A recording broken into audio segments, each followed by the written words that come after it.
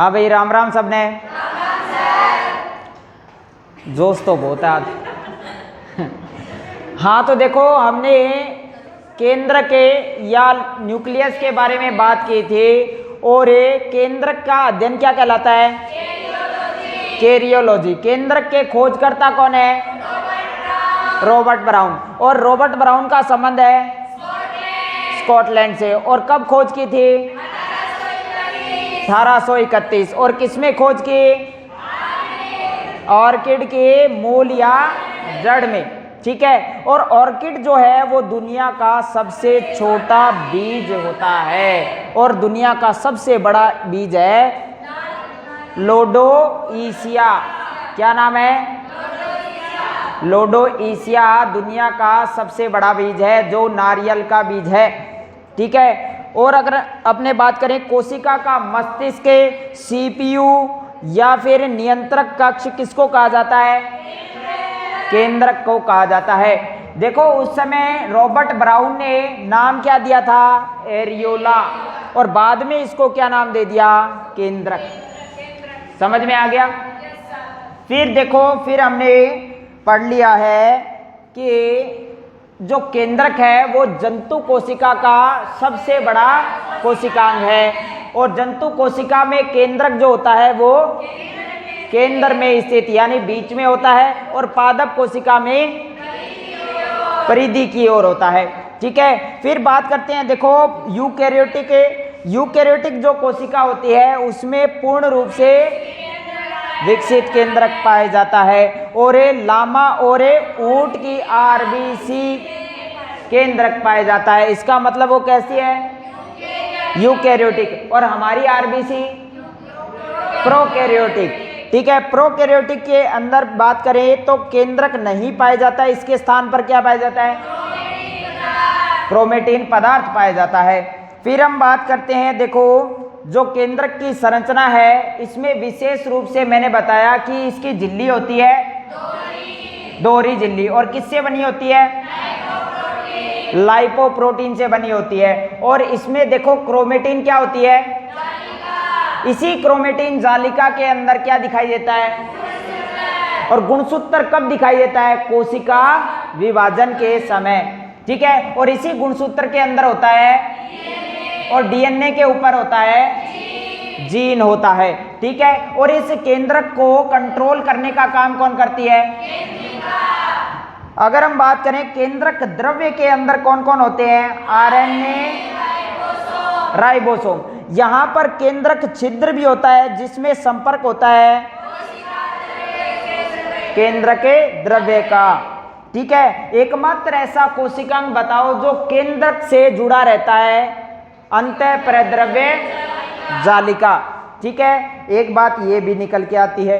फिर हमने देखा कुछ कोशिकाओं में एक से अधिक केंद्रक पाए जाते हैं, जैसे ये जो पैरामीशियम है इसका आकार कैसा है? चप्पल के आकार का, यानी स्लीपर के जैसा। ठीक है। अगर हम बात करें ये कैसा है? एक कोशिकीय जीव है। इसके ऊपर बाल जैसी जो संरचना है इसको क्या कहते हैं? सीलिया कहते हैं। और इसमें कितने केंद्रक पाए जाते हैं? 2 केंद्रक पाए जाते हैं। इसी तरीके से बात करें राइजोपस को ही क्या बोलते हैं? ब्रेड मोल्ड बोलते हैं। ब्रेड जब खराब हो जाती है, भूरे रंग की हो जाती है, स्मेल आने लग जाती है, तो उसमें क्या हो जाता है? राइजोपस। और इसी तरीके से अन्य कवकों की बात करें तो उनमें सब में क्या होता है? अनेक केंद्रक होते हैं। ठीक है। ये बात भी हमने जान ली थी। फिर केंद्रक में जो उपस्थित कुछ घटक है या भाग है इसके, वो पहला क्या नाम है? केंद्रिका के खोजकर्ता कौन है? और इसकी खोज कब कर दी गई थी? लेकिन इसका नाम किसने रखा? बोमेन ने रखा। और ये इसके ऊपर कोई झिल्ली है क्या? झिल्ली नहीं है। फिर केंद्रिका के द्वारा ही निर्माण किसका किया जाता है? आरएनए। तो आरएनए और राइबोसोम की फैक्ट्री किसको कहेंगे? केंद्रिका को कहेंगे। ठीक है। फिर एक और बात यहां पर निकल के आती है, कोशिका विभाजन के समय क्या हो जाती है? यानी गायब हो जाती है। फिर हम बात करें कि कुछ कोशिकाओं में एक से अधिक केंद्रिका पाई जाती है, जैसे कि पादप कोशिका के अंदर। और बात करें ये केंद्रिका केवल पाई जाती है केवल यूकैरियोटिक। फिर हम बात करते हैं दूसरा जो भाग है गुणसूत्र, यानी इसी को हम क्या कह सकते हैं, क्रोमोसोम। गुणसूत्र सिद्धांत किसने दिया, कब दिया, 1902 के अंदर गुणसूत्र की खोज और गुणसूत्र नाम दिया वाल्डेयर ने। खोज तो किसने की और नाम किसने दिया, वाल्डेयर ने। आनुवंशिकता का वाहक किसको कहा जाता है, गुणसूत्र को कहा जाता है। अगर हम बात करें केंद्रक में स्थित धागे नुमा संरचना जो कोशिका विभाजन के समय दिखाई देती है उसको हम क्या कहते हैं, मतलब कि गुणसूत्र केवल कब दिखाई देंगे, कोशिका विभाजन के समय। आगे हम बात कर लेते हैं, देखो गुणसूत्र के प्रकार। गुणसूत्र 3 प्रकार के होते हैं, एक तो कायिक, लिंग गुणसूत्र। अगर हम बात करें कायिक गुणसूत्र, इन्हीं को क्या कहते हैं, और इन्हीं को शरीर के निर्माण में सहायक गुणसूत्र कौन से हैं, तो नाम से भी याद कर सकते हैं, शरीर यानी काया, काया का निर्माण कौन करता है, फिर एक और नाम आता है, इन्हीं को क्या कहते हैं, और ये किस में होते हैं, या फिर गैमेट में। नई जीव की उत्पत्ति का कारण क्या है, फिर हम बात करें कि विशेष गुणसूत्रों में और लैम्ब्रो से गुणसूत्र। अब देखो यहीं पर हम एक एक करके बात कर लेते हैं इन गुणसूत्रों की। एक नाम हमने देखा है पॉलीटीन गुणसूत्र, पॉलीटीन गुणसूत्र। पॉलीटीन गुणसूत्र की बात करें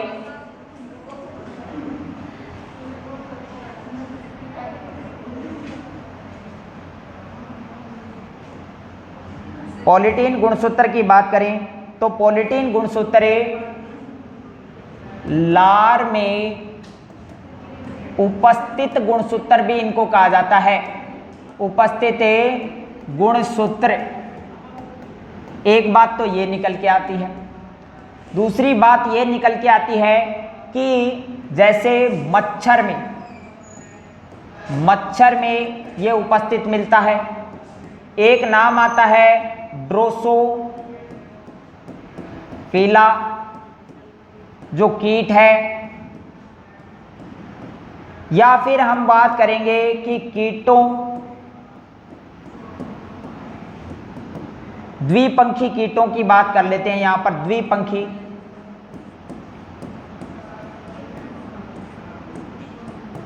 कीटों में पाए जाने वाले गुणसूत्र। आपसे बस बिल्कुल सामान्य क्वेश्चन कंपटीशन में पूछा जाता है कि पॉलीटीन जो गुणसूत्र है वो कैसे हैं, लार में उपस्थित गुणसूत्र होते हैं पॉलीटीन गुणसूत्र। फिर एक और नाम आता है लैम्ब्रूस,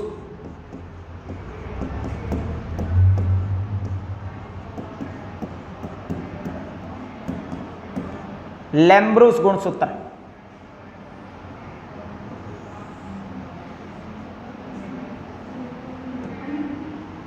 लैम्ब्रूस गुणसूत्र की बात कर लेते हैं। ये जो गुणसूत्र है विशेष रूप से अगर बात करें मछली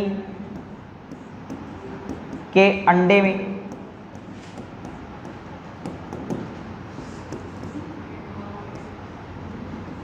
कुछ पक्षियों के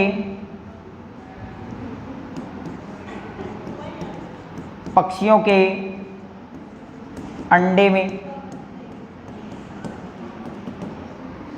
और बात करें तो ये शैवालों में,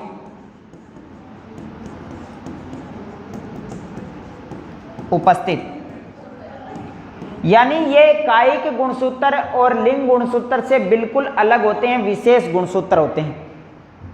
लैम्ब्रूस गुणसूत्र है और पॉलीटेन गुणसूत्र है।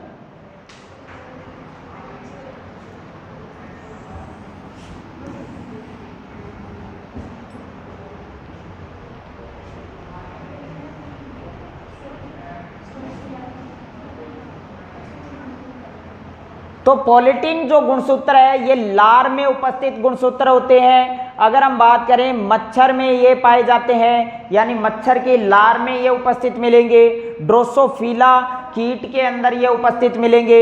ये अगर बात करें कि द्विपंखी कीटों के अंदर ये मिलते हैं।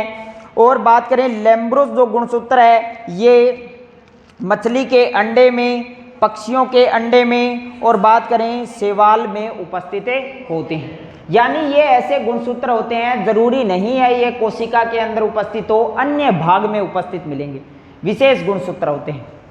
लिख लिया सबने?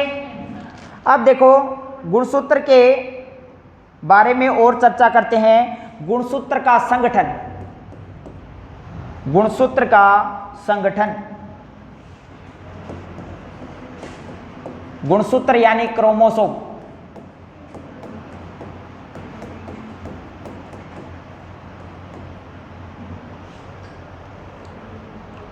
इससे पहले एक चीज और देख लेते हैं, रुको।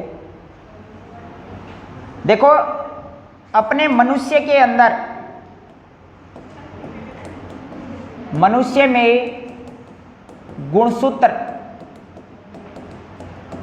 कुल कितने होते हैं? 46 गुणसूत्र होते हैं। 46 गुणसूत्र होते हैं। 46 का मतलब हो गया 23 जोड़े, 23 जोड़े गुणसूत्र हुए। इन 23 जोड़ी गुणसूत्रों में 22 जोड़े जो गुणसूत्र होते हैं, 22 जोड़ी गुणसूत्र ये होते हैं अपने कायिक गुणसूत्र।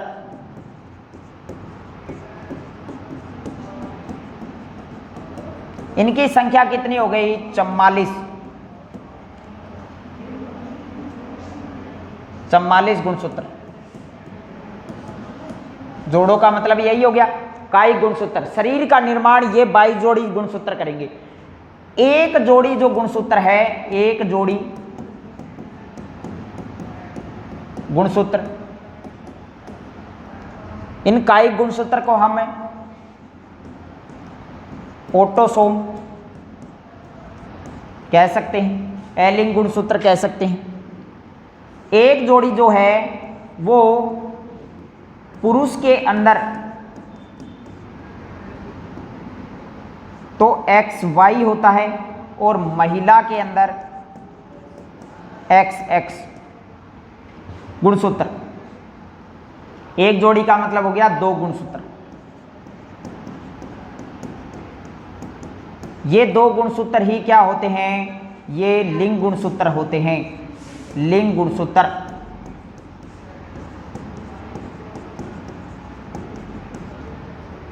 इसको एलोसोम या हेट्रोसोम भी हम कह सकते हैं। पुरुष के अंदर तो XY और महिला के अंदर XX, यानी Y जो गुणसूत्र है, Y गुणसूत्र, नोट करके बात हम ये लिख लेते हैं। Y गुणसूत्र लिंग निर्धारण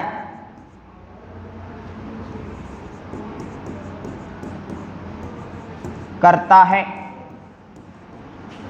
यानी अगर वाई गुणसूत्र उसमें है तब तो वो पुरुष है, अगर वाई गुणसूत्र नहीं है तो उसमें क्या मिलेगा? एक्स मिलेगा, तो वो क्या हो जाएगा? महिला। तो वाई गुणसूत्र जो है वो लिंग निर्धारण के करता है।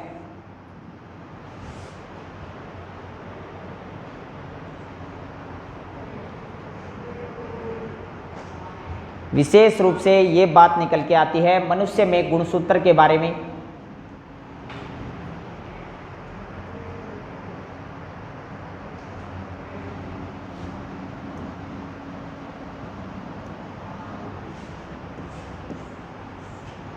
बाईस जोड़ी और एक जोड़ी। इनको हम क्या कह सकते हैं? इनको हम हेट्रोसोम भी कह सकते हैं। हेट्रोसोम का मतलब हो गया एक तरीके से इनमें बदलाव देखने को मिलता है। देखो यहाँ पर वाई आते ही अलग हो जाता है, यहाँ पर समान होते हैं लेकिन यहाँ पर अलग। गुणसूत्र हमेशा जोड़ी में मिलते हैं, एक साथ मिलते हैं, ये ध्यान में रखना है। गुणसूत्र हमेशा क्या होते हैं? गुणसूत्र जोड़े में विद्यमान होते हैं।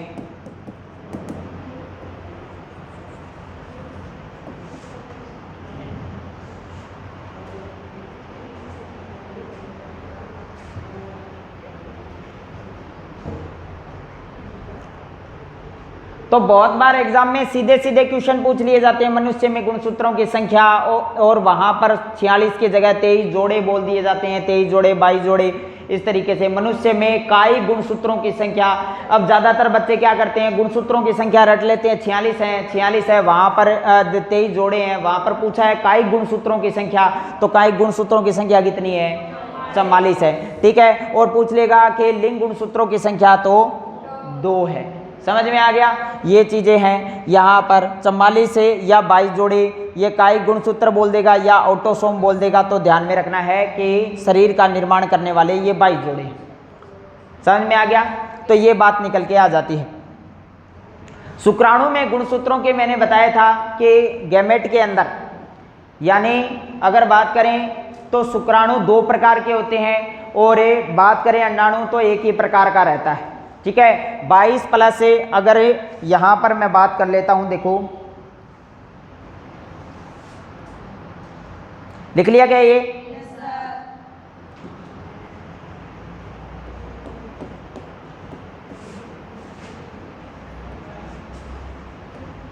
उच्च वर्गीय पादप व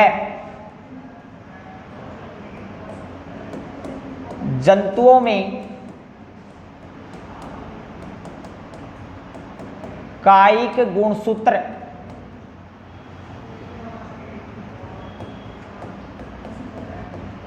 कायिक जो भी गुणसूत्र, जैसे अभी मैंने बताया कि गुणसूत्र किसमें होते हैं? जोड़ी में होते हैं।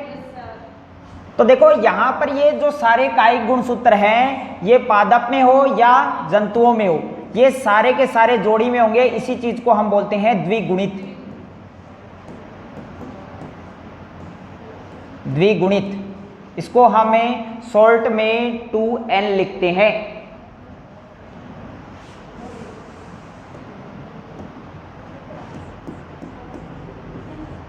उच्च वर्गीय पादप व जंतुओं में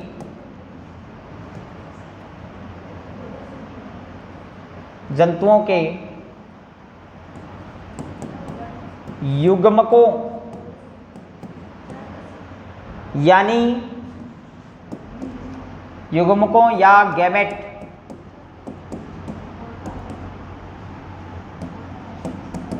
में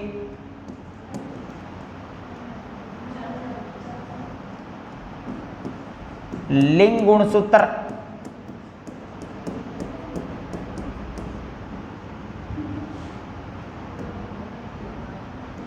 होते हैं। ये जो होते हैं ये होते हैं अगुणित, यानी ये जोड़ों में नहीं होते, अगुणित।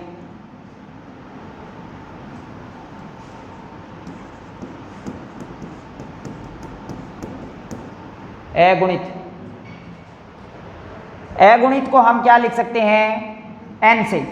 अगुणित जैसे मैंने बताया था कि शुक्राणु जो है, शुक्राणु के अंदर विशेष रूप से 22 प्लस एक जो y है, और कुल कितने हो गए? 23 गुणसूत्र, सारे अलग मिलेंगे। यहाँ पर युग्मकों के अंदर लिंग गुणसूत्र पूछ ले या भी कोई भी गुणसूत्र, यहाँ पर लिंग हटा देते हैं, एक काम पर गुणसूत्र होते हैं। गुणसूत्र होते हैं। ये अगुणित होते हैं, जोड़ों के अंदर नहीं होते, 23 गुणसूत्र हो जाते हैं। और एक और जो बात करें तो 2 प्रकार के होते हैं, ये वाई हो गया, इसमें भी 23 गुणसूत्र 2 प्रकार के हो जाते हैं। एक तो शुक्राणु है वाई का, एक शुक्राणु है एक्स का। अंडाणु की बात करें, एक ही प्रकार का मिलता है 22 + x।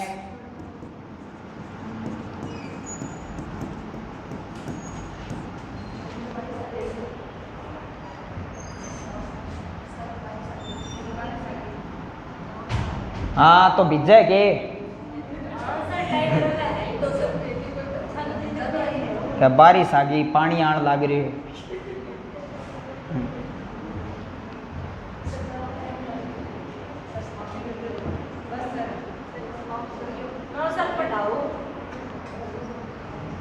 बस एक स्लाइड हो।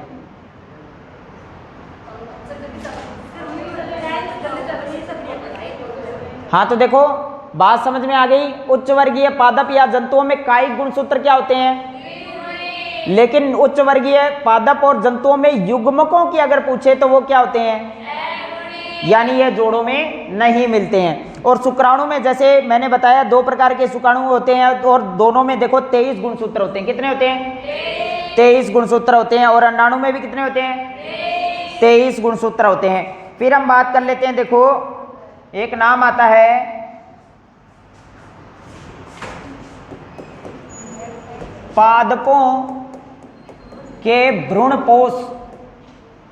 भ्रूणपोष, भ्रूणपोष किसमें होता है भाई, भ्रूणपोष होता है बीज में।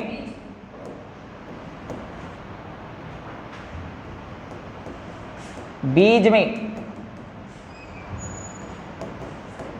गुणसूत्र होते हैं।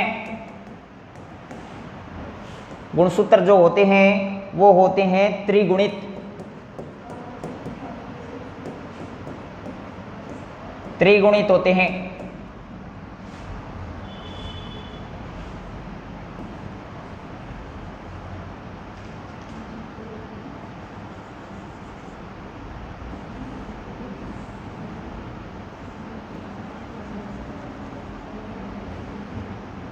इस तरीके का ये गुणसूत्र की संरचना है।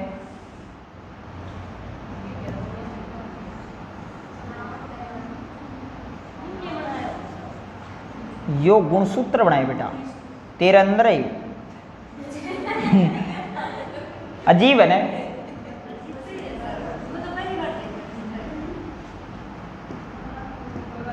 पहली बार ही देखेगी तो पेट देखियो कदे खा लियो भर लियो ने हैं।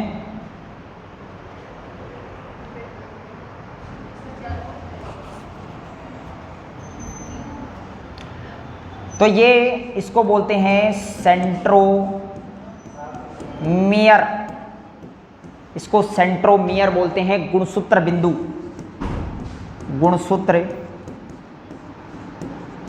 बिंदु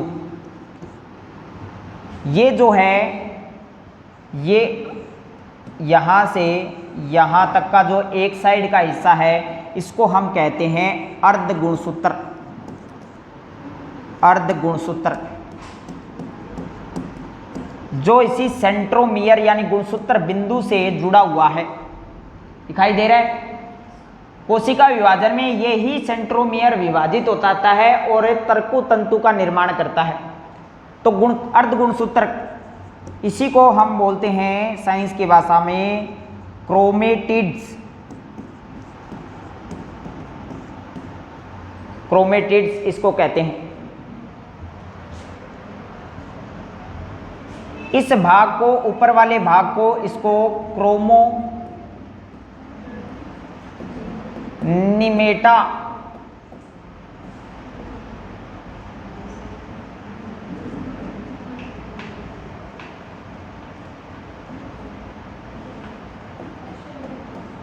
क्रोमोनिमेटा इसको कहते हैं। क्रोमोनिमेटा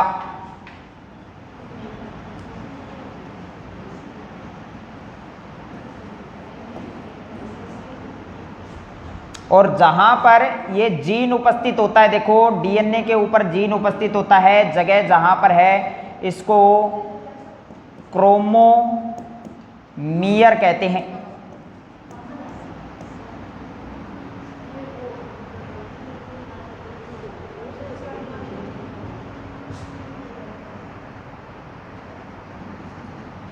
ये डायग्राम अच्छे से बना लो और यहाँ तक की बात आज समेट लेते हैं।